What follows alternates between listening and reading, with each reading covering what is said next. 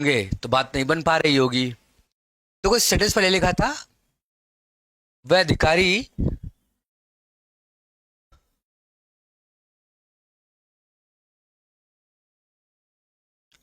वह अधिकारी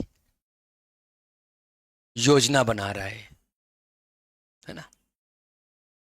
वह अधिकारी योजना बना रहा है। मान लो पहले ये लिखा था, वह अधिकारी योजना बना रहा है, और उस अधिकारी की योजना बनाने का उद्देश्य क्या है? धमकाना।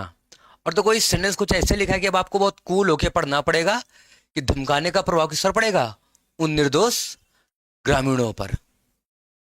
उन निर्दोष ग्रामीणों को धमका रहा है, और इसका उद्देश्य क्या है? अपने स्वार्थों को पूरा करना। तो कुल मिला के कितनी वर्ब्स आपको मिली? एक योजना बनाना, चाहो तो सीधे प्लान लिख देना, चाहो तो मेक अ प्लान लिख देना। फिर धमकाना, और धमकाने का प्रभाव पड़ा उन निर्दोष ग्रामीणों पर। और उन निर्दोष ग्रामीणों को धमकाने का जो पर्पज है, उद्देश्य है, वो क्या है? अपने स्वार्थों को पूरा करना। आप बहुत कूल होके समझिए, इस बात की पूरी गारंटी है कि आप सिर्फ और सिर्फ इंप्रूव होंगे, इसके अलावा दूसरा और कोई चेंज आपको आपके अंदर नहीं नजर आएगा। ये आज ये स्थिति में नहीं होगी कि पता नहीं क्या चल रहा था, समझ में नहीं आया। ठीक। तो जिस वर्ब से उद्देश्य का पता चलता है वो क्या होती है? नॉन फाइनाइट वर्ब होती है। और हम लोग लगातार इस पर काम कर रहे हैं कि आप एक से अधिक नॉन फाइनाइट वर्ब्स देखिए, आदत डालिए, सीखना ही पड़ेगा। क्योंकि एक समय के बाद सेंटेंस आपको 2 वर्ड 3 वर्ड 4 वर्ड का नहीं मिलेगा। आपको सेंटेंस मतलब कितने भी वर्ड्स का मिल सकता है, 15+ वर्ड्स का मिल सकता है, 2 लाइन 3 लाइन में जा सकता है, चीजों को तोड़ के लिख सकता है, या प्रिंसिपल क्लॉज को तोड़ के लिखेगा, है ना। आप कमेंट करके एक एक कमेंट तो कर ही सकते हैं कि आवाज क्लियर है या नहीं, मेरा लिखा हुआ दिख रहा है कि नहीं, है ना। अगर वहां पर कोई देख पा रहा हो तो आप हमें कमेंट कर दीजिए। फिर से इस सेंटेंस को मैं पढ़ता हूं। वह अधिकारी उन निर्दोष ग्रामीणों को अपने स्वार्थों को पूरा करने के लिए धमकाने की योजना बना रहा है। ये सेंटेंस ऐसे भी लिखा जा सकता था, वह अधिकारी अपने स्वार्थों को पूरा करने के लिए उन निर्दोष ग्रामीणों को धमकाने की योजना बना रहा है। पर इस सेंटेंस को जानबूझ करके ऐसे लिखा गया हिंदी में कि आपको पता चल रहा है कि उन निर्दोष ग्रामीणों को अपने स्वार्थों को पूरा करने के लिए धमकाने की योजना बना रहा है। तो हो सकता है आपको लग जाए एक मिनट के लिए कि अपने स्वार्थों को कौन पूरा कर रहा है? निर्दोष ग्रामीण वाले, मतलब ये निर्दोष ग्रामीण जो हैं वो, जबकि ऐसा नहीं है। तो इसी सेंटेंस को आप ऐसे देख सकते थे कि वह अधिकारी अपने स्वार्थों को पूरा करने के लिए उन निर्दोष ग्रामीणों को धमकाने की योजना बना रहा है। खैर, फाइनाइट वर्ब इसमें क्या है? आपकी योजना बनाना, ये फाइनाइट वर्ब वाला पार्ट है। ठीक। तो वह अधिकारी के लिए हम लोग क्या लिखेंगे? That officer. मैं इस पर भी काम करूंगा, यही एक तरीका, एक सेक्शन रह गया है मात्र, कि आप दिस दैट दी दोच कब लगा देते हैं ना। वह अधिकारी के लिए ही ऑफिसर लगाने का मन कर सकता है आपका, पर ही होता है प्रोनाउन। क्या होता है? ही होता है प्रोनाउन। और नाउन को जो पूरी तरह हटा दे उसको प्रोनाउन कहते हो, तब आप प्रोनाउन का यूज भी करते हो। तो ही और ऑफिसर दोनों के साथ कैसे हो सकता है? क्योंकि ऑफिसर आपका नाउन है, तो वहां पर आप ही ऑफिसर नहीं लिखेंगे, है ना। तो यह वह इस उस इन उन ये वे के लिए फिलहाल आप this that these those use करना। ये कैसे डिटर्मिनर हुए या कैसे एडजेक्टिव का हिस्सा है, ये आपको धीरे धीरे करके बताया जाएगा। हम एक एक स्टेप आगे बढ़ेंगे, और आज भी आप कुछ ना कुछ नया जरूर सीख के जाएंगे। तो लिखा है वह अधिकारी योजना बना रहा है, तो that officer third person singular number, I we first person, you second person, बाकी सब थर्ड पर्सन। तो दैट ऑफिसर इज। अब हमने क्या किया यहां पर? योजना बनाने के लिए एक वर्ड लिख लिया, मेकिंग अ प्लान। यानी वर्ब के रूप में हमने क्या किया? मेक शब्द ले आए। चाहते तो यहां पर प्लानिंग लिखा जा सकता था सीधे सीधे, कि दैट ऑफिसर इज प्लानिंग।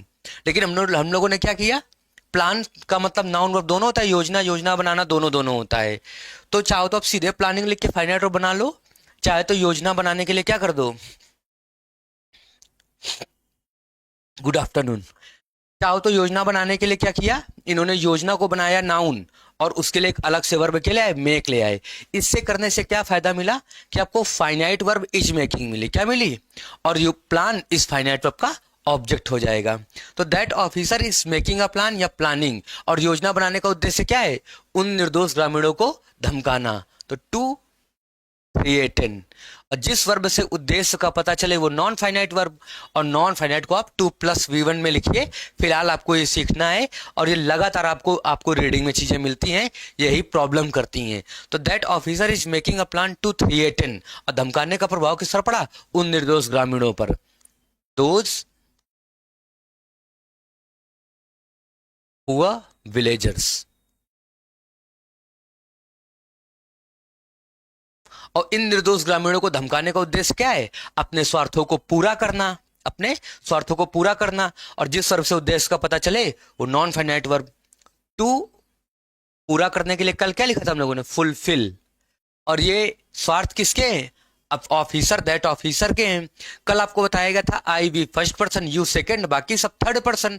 तो ऑफिसर आपका थर्ड पर्सन में गया और धमका रहा है। और जब आप किसी नाउन के लिए प्रोनाउन लाते हैं तो पर्सन, नंबर, जेंडर सबका ध्यान रखते हैं आप। तो ऑफिसर थर्ड पर्सन है, सिंगुलर नंबर है, और धमका रहा है, इसे पता चला मैस्कुलिन जेंडर है। इसके लिए प्रोनाउन मिला ही, और ही के लिए अपने की स्पेलिंग क्या होती है? हिज। तो to fulfil his self interest.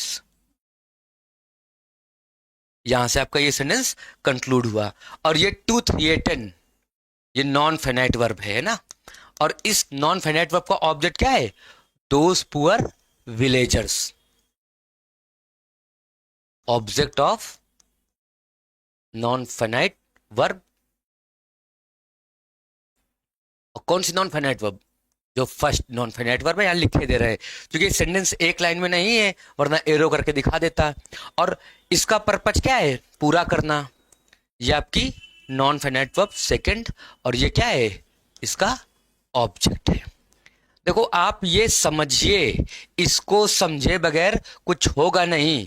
आपने चाहे जिसको अभी तक पढ़ रखा हो ऑनलाइन ऑफलाइन, अगर यहां तक आप नहीं गए हैं तो अर्थ नहीं ही निकाल पाए। अंदाजा से काम चलाते रहें, इसको आप समझिए, बहुत दिन नहीं लगते हैं, आप अच्छी तरह से इसको समझ सकते हैं। ठीक, तो इस बार क्या किया गया? इज हेल्पिंग वर्ब बनाया हमने, और मेक मेन वर्ब, और हेल्पिंग वर्ब मेन वर्ब मिलके बनी क्या बनी? आपकी फाइनाइट वर्ब। और योजनाएं, देखो आ प्लान कैसे हुआ? सिंगुलर काउंटेबल नाउन, ऑब्जेक्ट की जगह लिखा है, इसलिए आपने आर्टिकल एन यूज कर लिया है। योजनाएं आप चाहे जितनी बना डालो, आप हमेशा ये कहते हो सरकार ने 2 नई योजना, 3 नई योजना, 10 नई योजनाएं चालू की हैं। गुड आफ्टरनून आप सब लोगों को, है ना। तो ये आप इसको बहुत अवॉइड करके नहीं चल सकते हैं, ये आपको सीखना ही पड़ेगा, जानना ही पड़ेगा। और अगर आप बिल्कुल शुरुआती दौर पे हैं तो वीडियोस पहले वाले जरूर देखना, और एक वीडियो ही या 2 वीडियोस ही देखने हैं, उसको रिकॉल करना है। और जो कुछ भी आपको पढ़ाया जा रहा है वास्तव में